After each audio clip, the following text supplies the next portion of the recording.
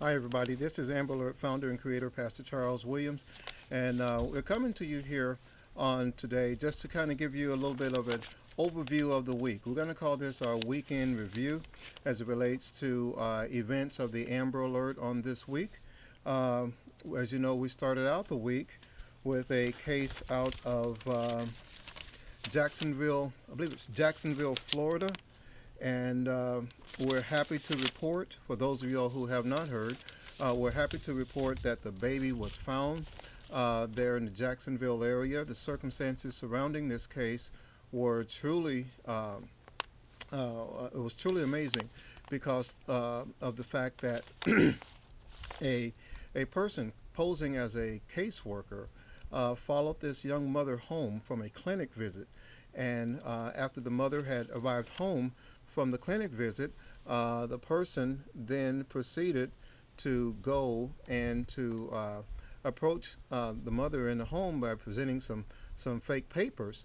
And the mother, in fact, turned over her child to this person posing as a caseworker. Authorities were able to quickly jump on top of this by issuing an Amber Alert and by doing some great police work.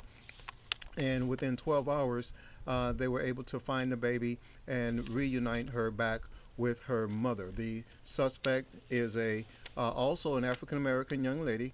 I believe she's about 22 years old. She is, at last report, in custody in the Jacksonville, Florida area. So we had a successful resolution there in Jacksonville, in the Jacksonville Amber Alert.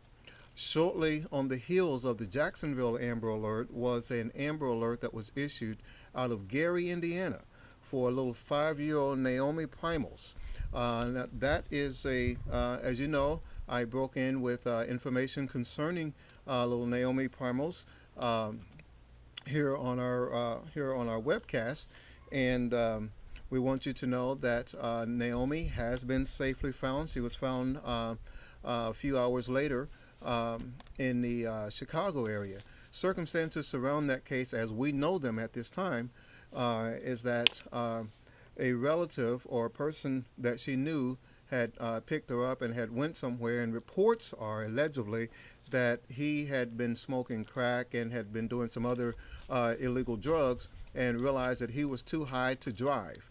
And as a result of that, he did not want to danger little Naomi, whom he had in his custody at the time, nor his own self. So he did not drive and could not drive for a while, and thus, as a result of that, the Amber Alert was issued because the child was in extreme danger, we believe, because the individual that she was with was under the influence of drugs at that time. So, but we had a very happy resolution to that case out of coming out of Gary, Indiana, and affecting the Gary, Indiana, Chicago, Michigan, and all of the borders there of the Chicago, Gary, Indiana area. Shortly after that, we had another Amber Alert that was issued, this time out of Fort Bragg, North Carolina. This was issued for a little Tiamani Gerald, and it was believed that she was that her situation did warrant an Amber Alert, as it was determined by the Fort Bragg, North Carolina authorities.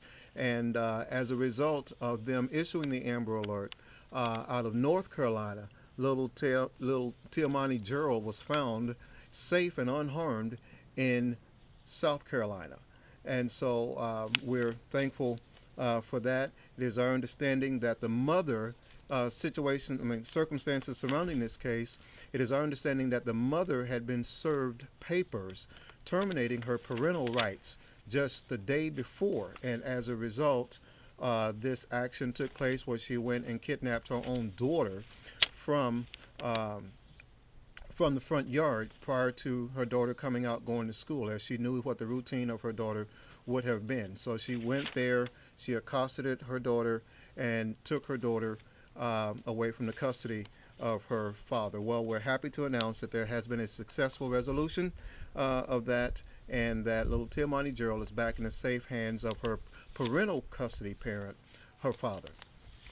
These and other details of other Amber Alerts will be coming forth as we get them, and as we get information, we will forward that information on to you here at the Amber Alert News Channel.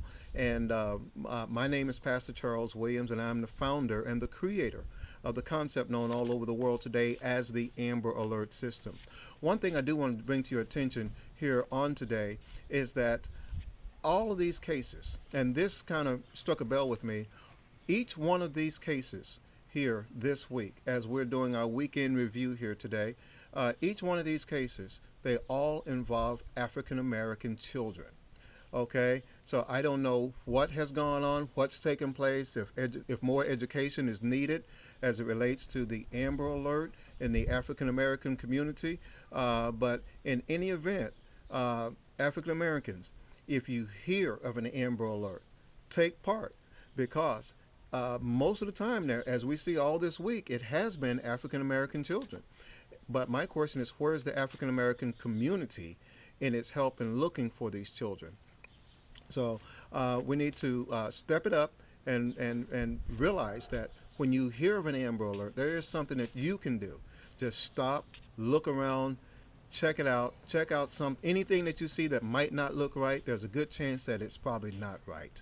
So take the chance, and if it means that you err on the side of caution, it's still okay. It just may save a life.